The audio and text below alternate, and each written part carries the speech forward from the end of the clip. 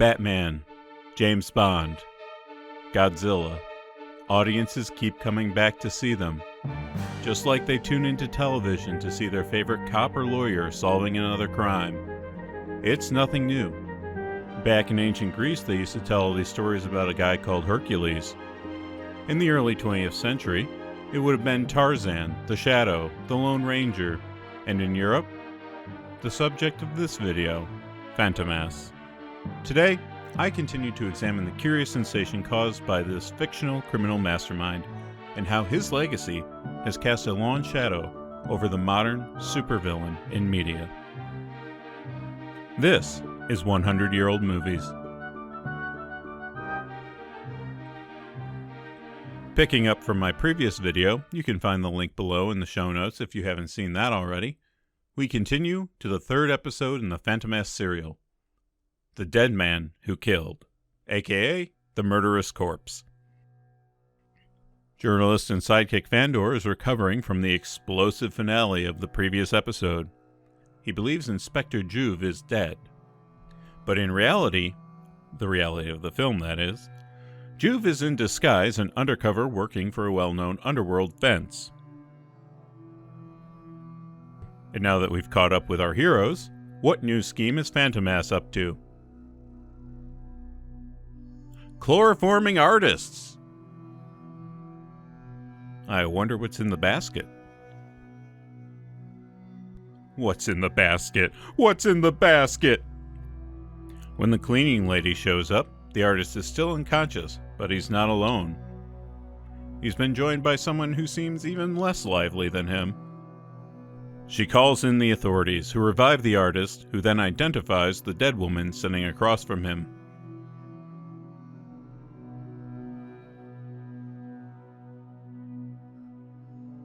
The dead woman has a letter on her that says she was there to meet the artist, and because it's that easy to incriminate someone in this narrative, the artist is taken in for questioning.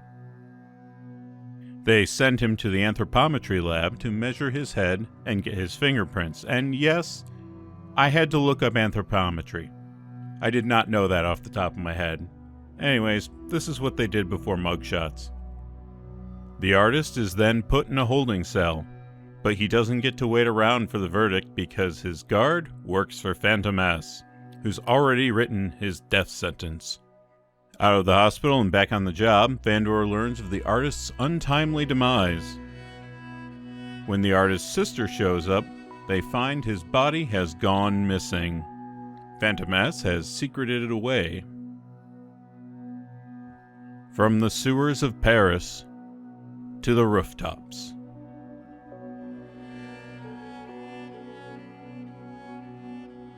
The disguised Juve spots Fandor sneaking around in the night. Gotta love those binocular POV shots. Fandor is on the trail of the body, which Juve knows will lead right to the criminal's hideout and Fandor's death at their hands. So, acting as if to aid the crooks, he pushes Fandor from their deadly embrace at the last minute. Since the criminals believe him to be a simpleton, they don't realize he was acting to save his friend.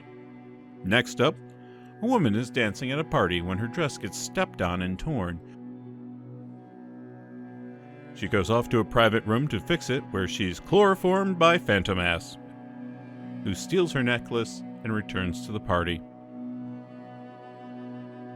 The woman is discovered, revived, and they find a dirty fingerprint on the woman's neck. This seemed absurd to me, so I had to look into it.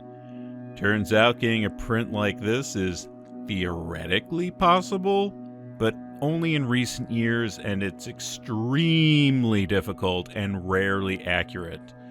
So getting a readable print here would have been impossible. But that's the real world. This is the world of Fantômas. The print is identified as belonging to the dead artist. Lady Beltham is back working with Fantômas. She just can't resist the bad boy, and Fantômas, he's the worst. He uses her to make ransom demands for the return of the necklace. She meets the man who is to pay the ransom and leads him to his death. Meanwhile, the dead artist's sister, remember her, has found a letter among his things containing names and dates which correlate to Fantômas' crimes. It must have fallen out of Fantômas' pocket when he was putting the dead woman's body into the artist's studio. It's like a criminal laundry list. Tuesday, steel necklace, buy chloroform. Wednesday, ransom necklace, strangle man on the delivery, buy more rope. She plans to give this information to Fandor, but Fantômas has a spy working at the boarding house she's staying at, keeping an eye on her. He catches wind of this and informs Fantômas. Fantômas searches her room, again knocking someone unconscious, this time by drugging her tea. It seems to be his go-to move in this episode. This is like the third person he's knocked out. He can't find the note, so he's going to leave and let a gas leak finish the girl off. This is an early example in the long history of villains setting up a death trap, leaving, and expecting it's all going to work out in their favor. Wait, aren't you even going to watch them? They could get away. No. I'm going to leave them alone and not actually witness them dying. I'm just going to assume it all went to plan. What? Fandor gets the girl's message, shows up at her place, smells the gas, breaks in, and saves her. After she recovers at the hospital, she tells Fandor where the note is hidden. He goes back to retrieve it, but Fantômas also comes back looking for it. Fandor then uses his go-to technique, which is hiding in a big basket. Fantômas, posing as an officer with a phony search warrant, decides he's just going to take all the woman's stuff and puts it into the big basket in which Fandor is hiding. His goons load it into the car and take it back to his hideout. Somehow, no one ever calls attention to how heavy the basket is. When he's alone, Fandor cuts his way out of the basket.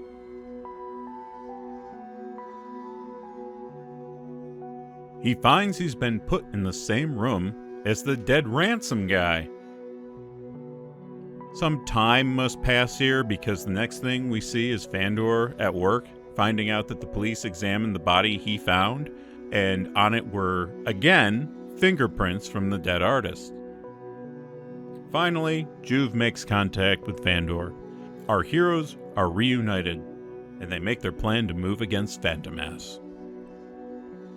They pay a visit to Fantômas, who's been posing as a law official, and reveal that he's been wearing gloves made from the skin of the dead artist's hands. Not surprising given the clues earlier in the mystery of this whole episode, but also gross. That just takes it to a dark, icky kind of Silence of the Lambs, Buffalo Bill place.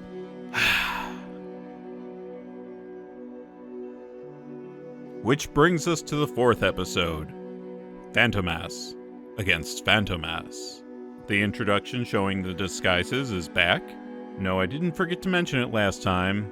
That introductory part of the third episode is unfortunately missing. Looks like this time Fantômas will be an old man with glasses and what I'm guessing is a cab driver. Also, the Black Hood is back. Fandor learns the hubbub on the street is that Inspector Juve is really Fantômas in disguise, that there isn't a Fantômas, and the whole character was made up by Juve to disguise his own criminal activities. No doubt it was Fantômas who started this rumor. Fandor is having none of it.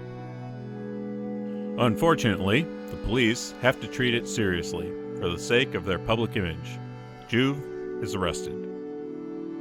And here's the old man we know is really Fantômas. This time he's a landlord. That's funny. I thought his disguises were meant to hide his criminal nature. A bank messenger in a Napoleon hat drops off some letters and then heads upstairs to an apartment where a couple promptly murder him with a hammer. Just out of nowhere. Fantômas overhears this, heads up to check it out, walks in on the couple washing the blood off their hands, and snatches the messenger's purse for himself.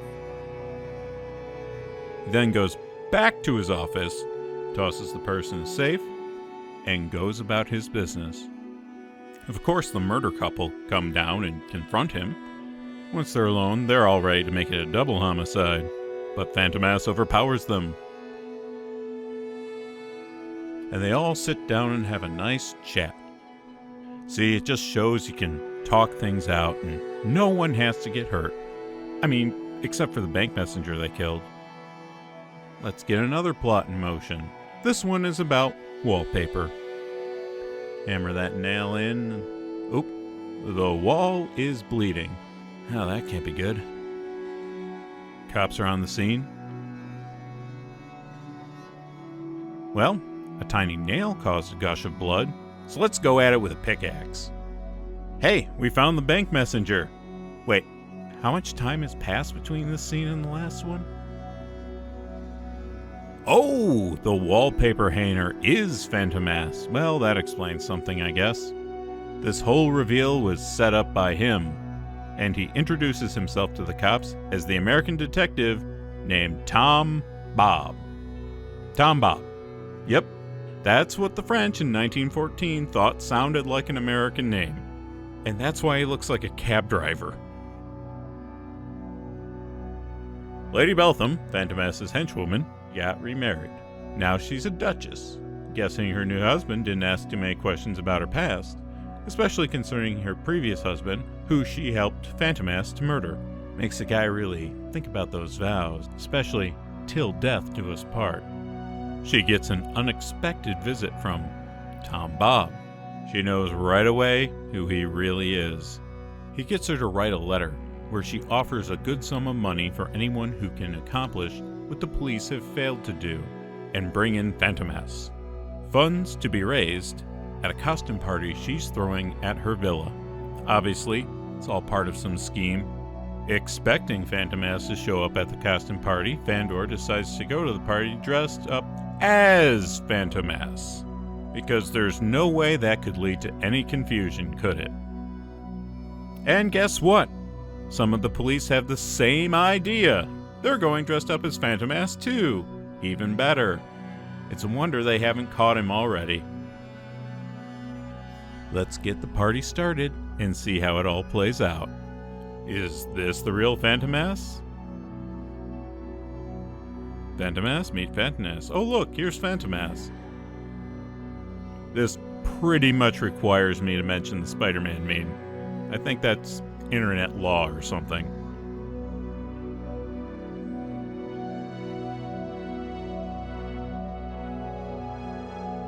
Well, that's one down. Was that Fantômas' plan? Just to kill someone who showed up dressed as him? Is that supposed to make people think that he's dead? But police will recognize the dead man as the officer who went to the party dressed as Fantômas. Okay, maybe Fantômas is just crazy and there is no plan. Looks like he got wounded himself there. Patch him up, send him home. Ask no questions. This is why he keeps getting away. Just as he leaves, Fandor comes in to raise the alarm about the dead police officer. Ah, but they know he was wounded. Well, if Juve has been in jail this whole time and isn't wounded, then that clears him of being Fantômas. Let's go wake him up and sort this whole mess out. Wake up, Juve. Time to make the donuts and clear your name. Oh, he's been drugged, hasn't he? Fantômas just goes right back to that well. If it ain't broke, don't fix it, I guess. And what do you know? His arm's been slashed. He must be Fantômas then. No reason to be suspicious about this. No reason to think there's a man working for Fantômas at the prison that might explain all the escapes, deaths, and blatant planting of evidence. Oh, we are going to question that finally. Only took you 4 episodes. Enough dead bodies to rival Jason Voorhees. But I guess we get there when we get there. Is it you? No. Is it you? No, I don't think so. Aha! There he is! So, did Juve just forget how he spent this whole time the previous episode working undercover directly with this guy as part of Fantômas' gang? But I must admit, this is one of the most entertaining episodes of the bunch. I believe some of the later Fantômas movies adapted this story, and I can see why. Each of the ridiculous things going on are pretty fun and interesting. Meanwhile, Fandor still hasn't found what he's looking for. He comes across a gang, arguing whether or not Fantômas is going to pay them their share of the loot, not knowing that the old man is really Fantômas. Fandor follows Fantômas and watches him hide the stolen goods.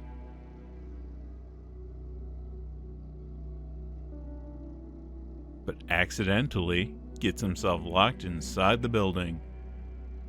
Meanwhile, Juve is released and reinstated to duty, just in time to get kidnapped.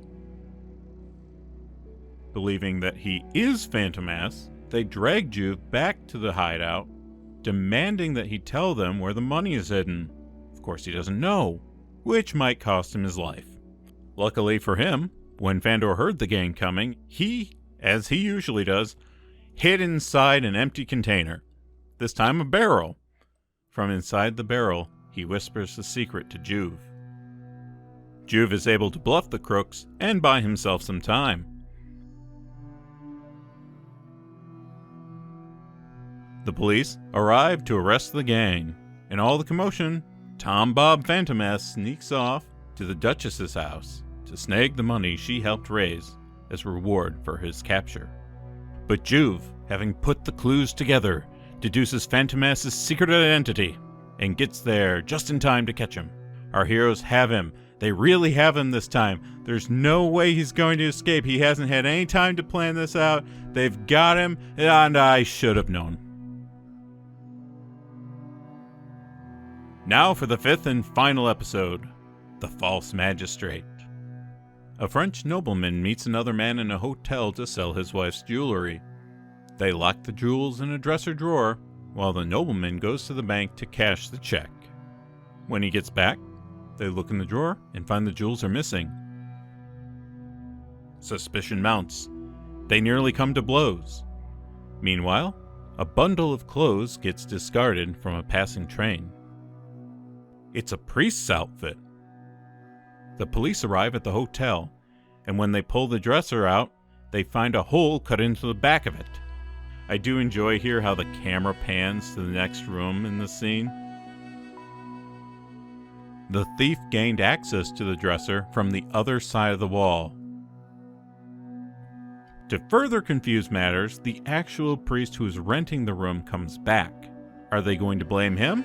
Is the priest going to be wrongfully incriminated? Nope. Turns out he has an alibi. And the two women who found the discarded priest's clothes somehow know to show up here and present them to the police. On his way back home, the nobleman is knocked off his bicycle by two thugs who beat him up and rob him of his 250,000 francs. Stop crying and give us your lunch money. That flashing light signals the main plot for this chapter.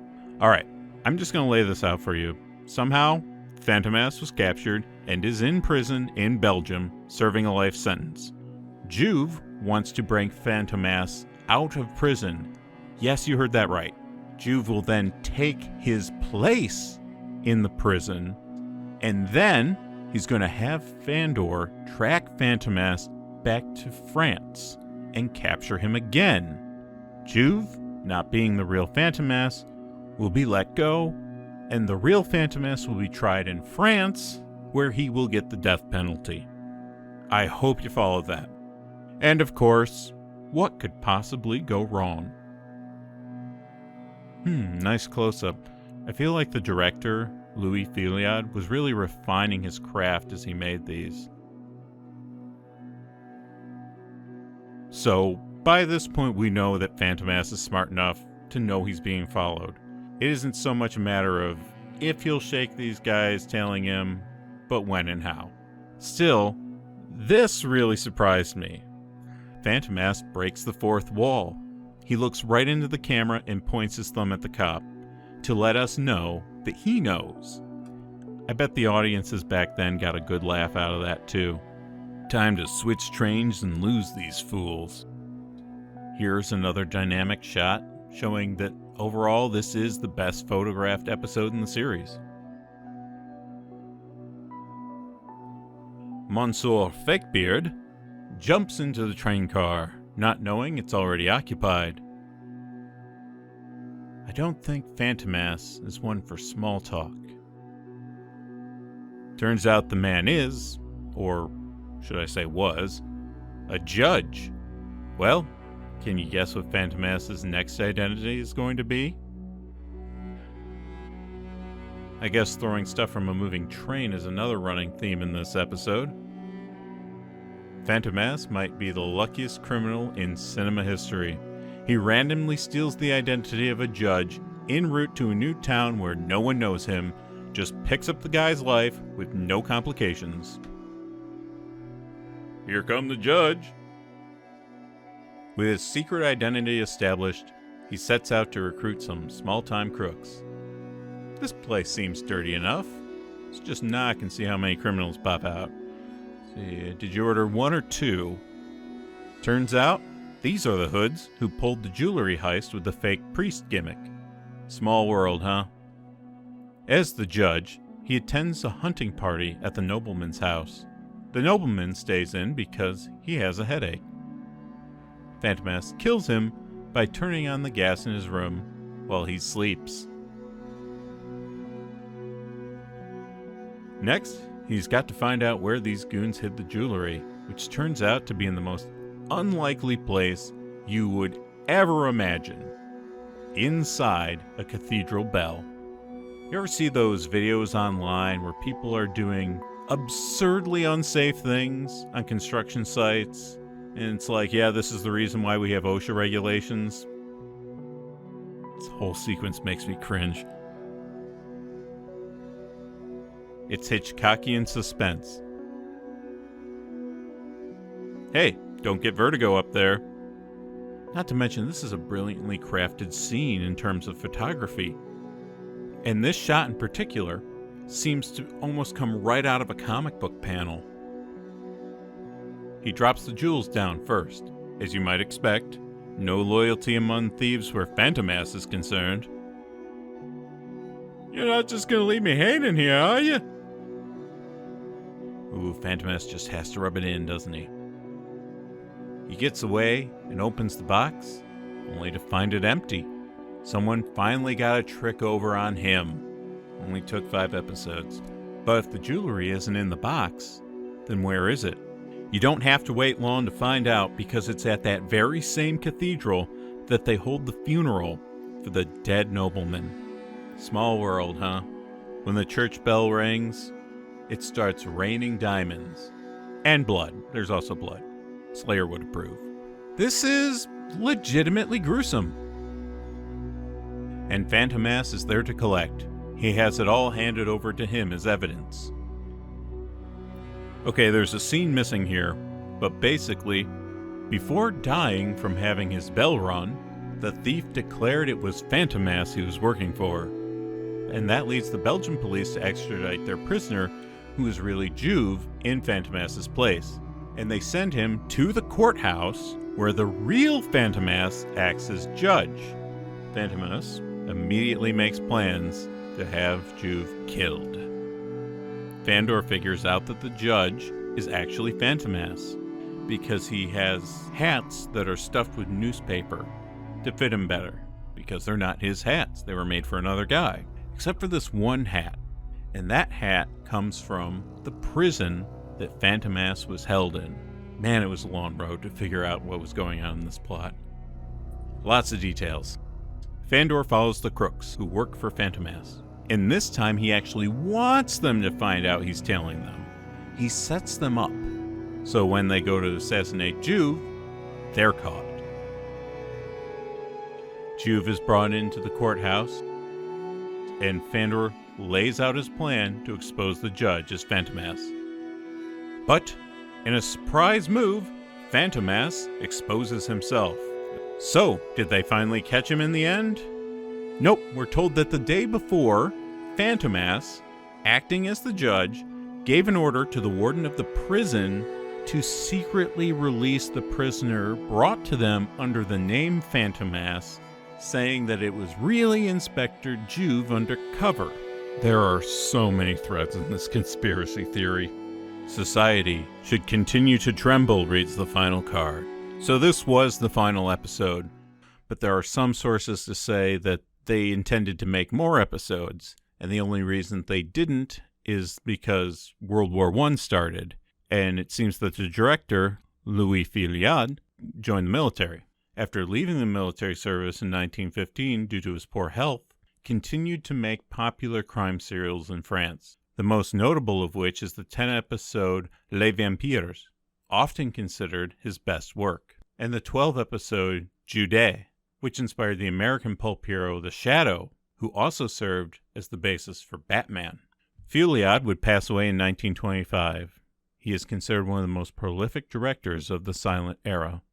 The character of Fantômas would return in films in 1932, 1946, 1949, and a trilogy of films from 1964 to 1967. There was also a 4-episode French television miniseries in 1980. While Fantômas has been largely dormant since, as recently as 2022, S&D Films acquired the rights to the character and have looked into reviving him. The scope of the influence that Fantômas has had across media to this day is hard to measure. There are direct references to him in books, comics, and shows like The Venture Brothers. There are direct imitators, like the 1944 Italian comedy Macabre contro Zegomar, which was supposed to be Fantômas, but they couldn't get the rights, so they changed the name. The Italian supervillain comic Diabolique and its 1968 film adaptation, Danger Diabolique, directed by Mario Bava, personal favorite of mine, takes direct inspiration from Fantômas. Going back to the silent era, German director Fritz Lang created a series of films featuring a villainous character named Dr. Mabuse, starting in 1922 with Dr. Mabuse the Gambler. Lang took the idea of a criminal mastermind who uses many disguises to assume various roles in society through which he carries out his schemes, and adds to it the element of psychological horror. Lang used the Mabuse character to portray the problems of post-World War I Germany, the physical as well as the mental and spiritual problems. The film is considered one of the masterpieces of German expressionist films from the silent era. From the petty thief to the megalomaniacal to the homicidal madman, Fantômas show the power of an engaging villain to excite audiences, a devil for an industrial society who strikes at the public to satisfy his greed, his lust for power, or simply to spread chaos, disrupting the social and political order. In some way, all of our comic book supervillains and all the evil geniuses of spy thrillers like James Bond and Mission Impossible films are just different faces of Fantômas. I'm Movie Cyclops. Thank you for watching this video and supporting my endless fascination with movie history. If you have any feedback, please share that with me in the comments. I always appreciate reading messages related to my work or the movies I discuss. If you like, you can now follow my Instagram @MovieCyclops, where I post additional material. More information in the description below.